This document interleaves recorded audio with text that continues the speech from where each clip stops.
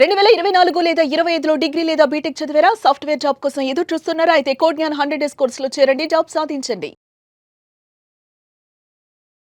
నమస్కారం మేడం. నమస్తే అమ్మా. సో మేడం, గ్రహణం అయితే వస్తుంది. గ్రహణం రోజు ఎనర్జీస్ ఉంటాయి. మనం ఏదైతే అనుకుంటామో అది ఖచ్చితంగా నెరవేరుతుంది. ఆ ఎనర్జీని కనుక మనం కరెక్ట్ గా యూజ్ చేసుకుంటే అని చెప్పడం జరిగింది. మరి ఆ రోజు మనం ఎలా మెడిటేషన్ చేయాలి? అందరూ ఒకటేలాగా చేయాలా, లేదు అంటే డిఫరెంట్ గా మారుతూ ఉంటుందంటారా? ఏ విధంగా చేసుకోవచ్చు అంటారు? మెడిటేషన్ అందరూ ఒకే తీరుగా చేస్తే ఫలించదు. పూర్వజన్మ అనుగ్రహాన్ని బట్టి వాళ్ళు పుట్టిన దశలను బట్టి ప్రతి వాళ్లకు మారిపోతుంది. గురువారం నాడు గురు మహర్దశలో పుట్టిన వాళ్లకు గురువుని జపిస్తే వాళ్లకు గురుబలం లభిస్తుంది.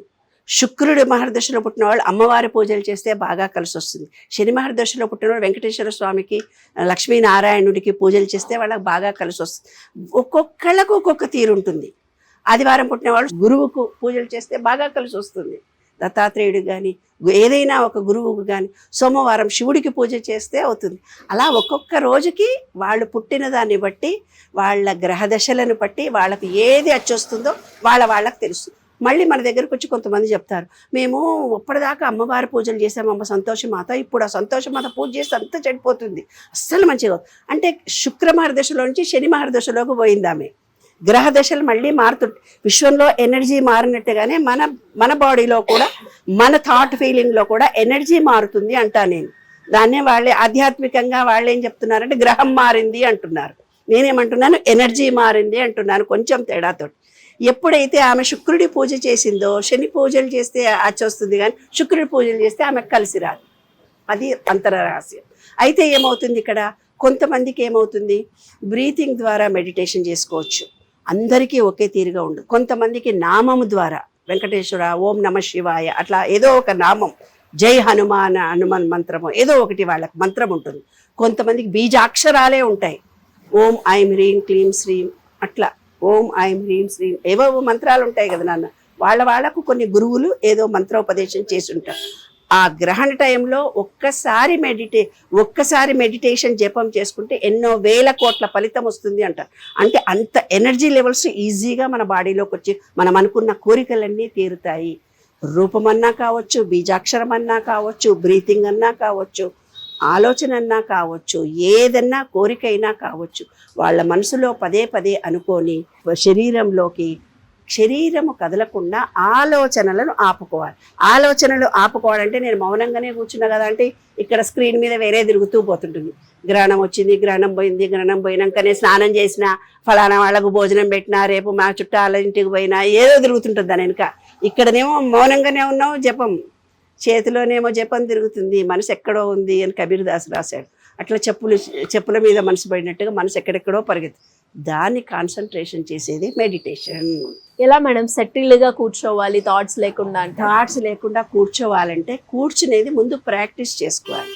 5 నిమిషాలు ఒకరోజు కూర్చోవాలి, 10 నిమిషాలు ఒకరోజు కూర్చోవాలి, 15 నిమిషాలు కూర్చోవాలి. ఒకే ప్లేస్లో కూర్చోవాలి, ఒకే టైంలో కూర్చోవాలి. అలా మీ బాడీని, మైండ్ను ఎప్పుడైతే, అందుకే చిన్నపిల్లలకు 8 ఏళ్ల లోపలనే అన్నీ నేర్పించేసాయి, మొత్తం వస్తుంది. ఈత నేర్చుకోవాలన్నా, ఏం చేయాలన్నా చిన్న వయసులోనే అభ్యాసం చేసేసాయి. లేకపోతే తర్వాత ముదుర్లమైనాక రాదంటారు. ఇదే ముదుర్లమైనాక రాదు. అందుకని బై ప్రాక్టీస్ 41 days అన్నామని, 21 రోజు అన్నాము. ఎందుకు అంటే ఆ 21 రోజు ఏదైతే నువ్వు ప్రాక్టీస్ చేస్తావో నీకు తెలియకుండా ఆ టయానికి నువ్వు వెళ్ళి మెడిటేషన్లో కూర్చుంటావు, మనసు స్థిమితం అయిపోతుంది. ఆ మనసుకు అలవాటు పడిపోతుంది. ఈ నిమిషం టైంలో నేను మెడిటేషన్ చేసుకోవాలి, నువ్వు ఆలోచించకూడదని దానికి ప్రాక్టీస్ అయిపోతుంది. అప్పుడు బాడీ మూమెంట్ రాదు. బాడీ మూమెంట్ ఎప్పుడైతే రాదో మనసు ఏకాగ్రత కలుగుతుంది. మనసు ఏకాగ్రత కలగడం మొదలు పెడితే ఎనర్జీ నీకు వస్తుంది. ఎనర్జీలో నీవే కోరికను చెప్పుకొని విశ్వాన్ని అడుగుతావో ఆ కోరిక ఫలిస్తుంది. అది ఆంతర రహస్యం. చాలా బాగా చెప్పారు మేడం. అండ్ ప్రతి ఒక్కరికి కూడా ఇది బాగా యూస్ఫుల్ అయ్యే వీడియో. అండ్ చిన్న పాయింట్స్ మిస్ అయిపోతూ ఉంటాం. దానివల్ల మన ఎనర్జీ కనెక్షన్ పాయింట్స్ ఏవైతే ఉన్నాయో అవి ఎక్కడో మిస్టేక్ చేసి అది కూడా రికగ్నైజ్ చెప్తాను. విన్నాను, నీవు అన్న కరెక్ట్ పాయింట్ అడిగావు. ఇది చాలా ముఖ్యమైనటువంటి అంశం. ఎనర్జీ ఎందుకు స్టాప్ అయిపోతుందో చెప్పనా నాన్న? మనం జీవితంలో నీవు కానీ నేను కానీ సమ్వన్ X Y Z ఎవరో ఉంటారే, ఇంట్లో వాళ్ళు ఎవరో మనని ఒక మాట తిడతారు. టీచర్ అన్నా తిట్టొచ్చు, బాస్ అన్నా తిట్టొచ్చు, ఎవరో ఒకళ్ళు తిట్టొచ్చు. వాళ్ళు తిట్టినప్పుడు దానికి మన దగ్గర ఆన్సర్ ఉంది, కానీ ఆన్సర్ ఇచ్చే అవకాశం వాళ్ళు ఇవ్వరు. ఆన్సర్ ఇస్తే సంసారాలు చెడిపోతాయి. నువ్వు ఇలా నాతో ఆర్గ్యూ చేశావు అంటారు.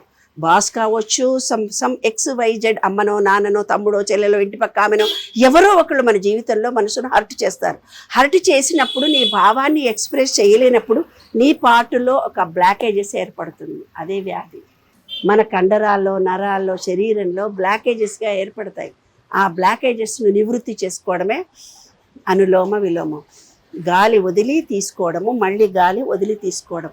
అలా చేస్తూ ఉన్నప్పుడంటే నా విశ్వ నియమాల్లో 12th లా ఆఫ్ జెండర్, స్త్రీకి పురుష లక్షణాలు, పురుషుడికి స్త్రీ లక్షణాలు ఉన్నా కూడా అవి కూడా బ్యాలెన్స్ అవుతాయి. మనకి ఏమిటంటే ఇది పురుషుడు, ఇది స్త్రీ, రెండూ కలిపి ఈక్వల్గా అవుతాయి. తర్వాత అలాంటి బ్లాకేజెస్ మనకి ఏమన్నా ఉంటే కపాలభాతి కూడా చేసుకోవచ్చు. పొద్దున్నే ఎర్లీ మార్నింగ్